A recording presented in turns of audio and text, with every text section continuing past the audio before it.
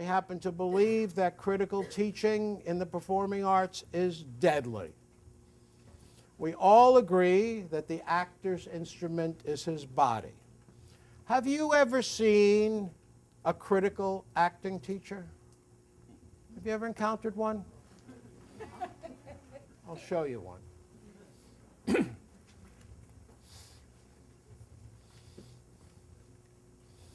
Joe and Mary have just finished their scene.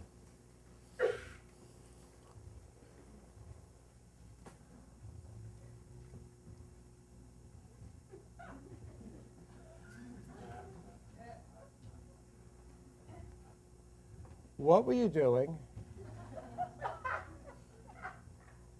What was that about? I mean, did you make a choice? You made a choice.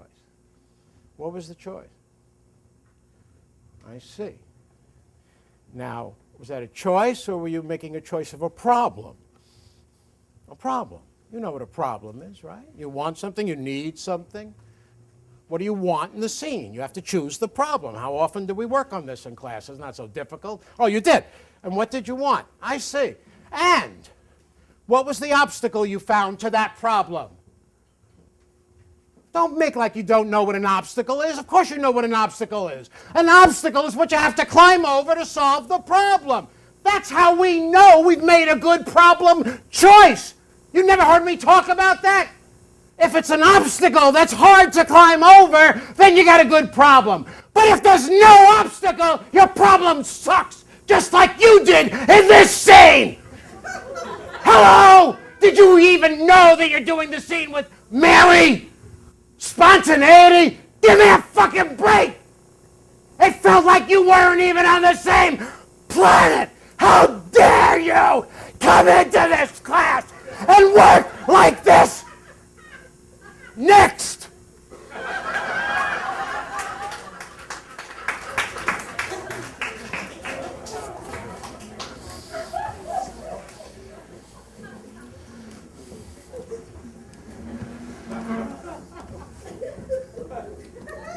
Now, I hope that none of you have ever worked with a teacher who operates on the high end of an anger arc like I just did. But I'm sure many of you have experienced a teacher who operates in the mid-range of that arc. I see people nodding their heads. What happens? What happens to the actor in that situation? What happens to me? What happens to my body as that's coming at me? Anybody? You shut down. Shut down? What else?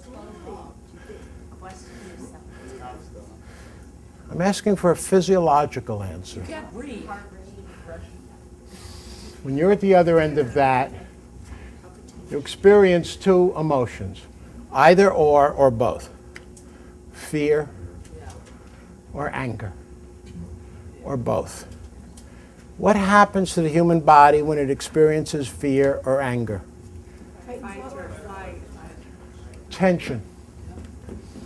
Tension is introduced into the body. When a human being is frightened, they have a tense body. When a human being is angry, they have a tense body.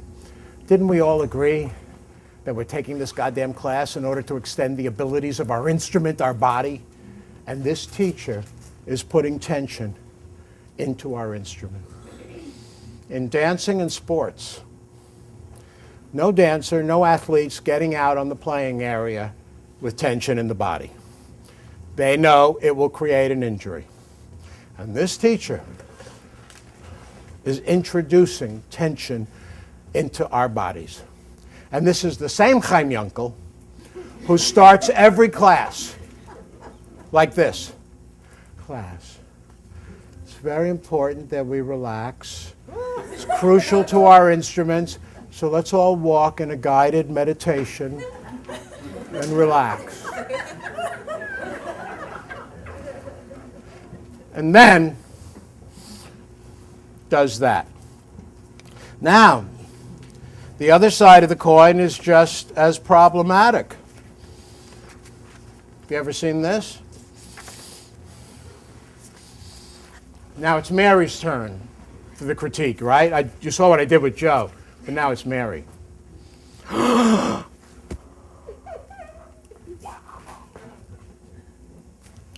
Was that fantastic? You were so wonderful. You were glowing. And when you dropped the milk and you cried and the tears were coming down, it was wonderful. Just wonderful work, Mary. Isn't she ready for a career? You are so ready. Absolutely ready. What happens to Mary's body? It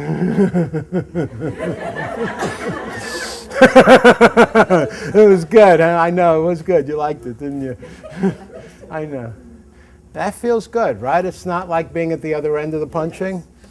But there's a problem. Nothing wrong with it feeling good. The problem is this. The teacher who strokes is just as capable of punching. What determines it? His reaction to your work. We're back to the reactive teacher. Now, when you're in that class, don't forget, you all laughed when I finished the anger arc and I said next. I skipped over asking you, how do you feel sitting in that class watching this teacher destroy the student?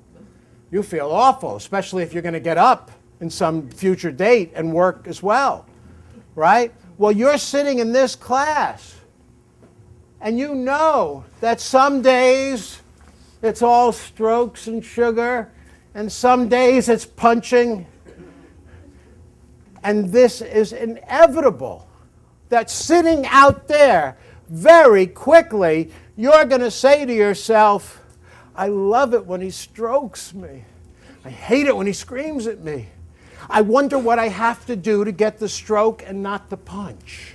The moment you think that is the end of all potential learning in that class and the beginning of bribery as you enter an approval-disapproval relationship with the teacher, not unsimilar to what you might have with a parent. No one is learning technique anymore in a critical class. All are learning how to bribe the teacher. He loves it when I cry in a scene. Guess what? She's going to cry in the next 6 months of scenes.